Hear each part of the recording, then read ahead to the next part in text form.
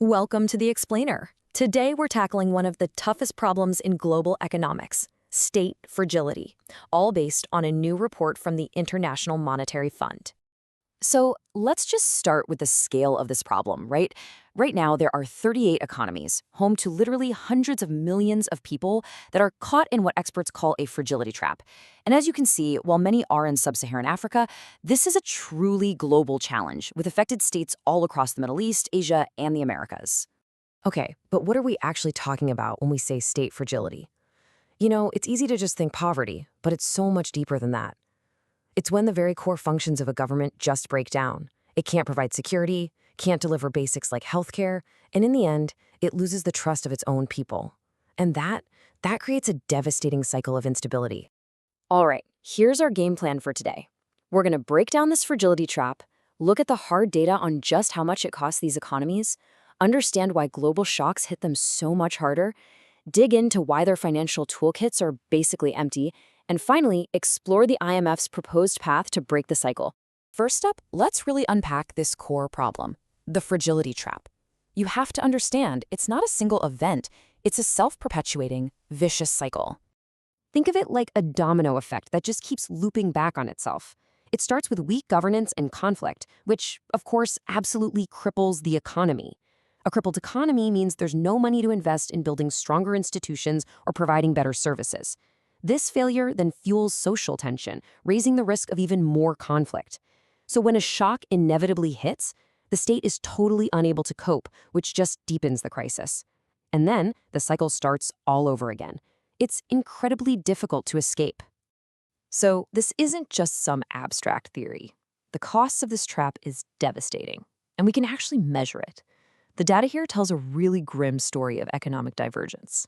And the numbers, well, they're pretty sobering. For the median fragile state in sub-Saharan Africa, the projected growth of the economy per person is just 1.8% per year. Now, this is where it gets really important. You might look at that 0.7% difference and think, that's not a lot. But you have to remember that compounds year after year after year.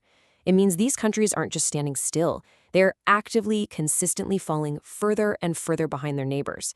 They are on a totally different economic path. And in the absolute worst-case scenarios, where you have fragility piled on top of active conflict, we're not talking about stagnation anymore. We're talking about a complete economic freefall. Look at these numbers.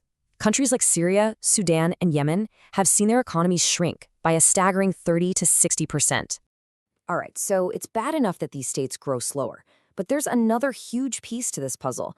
They are way, way more vulnerable when things go wrong on the global stage. It's like an amplification effect. So let's play this out. What happens when a big global shock hits? Something like a massive shift in commodity prices or a major disruption in trade.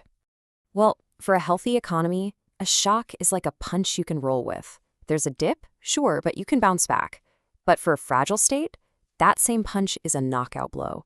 And the data is crystal clear on this. The weaker the governance, the harder the fall. These countries are just far more exposed to global volatility. Now here's the really counterintuitive and damaging part. What's the textbook response to a downturn? The government spends more to support people and stimulate the economy, right? A counter-cyclical policy. Well, these governments are forced to do the exact opposite. They have to slash public spending right when people need it the most. It's like hitting the brakes when you're already skidding into a wall. It just makes the crisis so much worse. And this damage isn't just a temporary setback. It leaves behind deep, permanent scars on the economy's ability to grow. Experts call this growth scarring, and it means that years, even decades of hard-won progress can be wiped out by a single crisis. So that leads to a really important question. Why? Why are they so vulnerable? A huge part of the answer lies in the failure of their fiscal buffers. Basically, they're going into a fight with an empty policy toolkit. The car suspension analogy is perfect for this. Think of things like financial reserves and the ability to borrow as your car's suspension system. A resilient country hits a pothole, the suspension absorbs it, and you keep going. But a fragile state, it's driving with no suspension at all. Every little bump in the road is a bone-jarring, system-damaging jolt. And if you look at the numbers, you can see exactly why their toolkit is so empty. You've got some states that are completely at the mercy of wild swings in oil prices. You have others that are just incredibly dependent on foreign aid. I mean, look at that. For some, grants make up over 20% of their entire economy. And then you have many that just can't collect enough taxes to function. Each of these setups is a recipe for instability. And this all comes down to what the IMF paper points out. Without those buffers, those shock absorbers, they just don't have the ability to enact the counter-cyclical policies needed in a downturn. They can't stimulate the economy because, well, the money's just not there. Okay, so this all sounds pretty bleak, doesn't it? A vicious cycle, an empty toolkit. So, is there a way out? How do you break a cycle this powerful? Well, the IMF lays out a framework to try and flip this vicious cycle into a virtuous one. The plan really boils down to doing three crucial things at the same time. First, you've got to get the basic economic house in order. Stabilize things, get a handle on inflation, start rebuilding those buffers. Second, you have to deliver services that people can actually see and feel.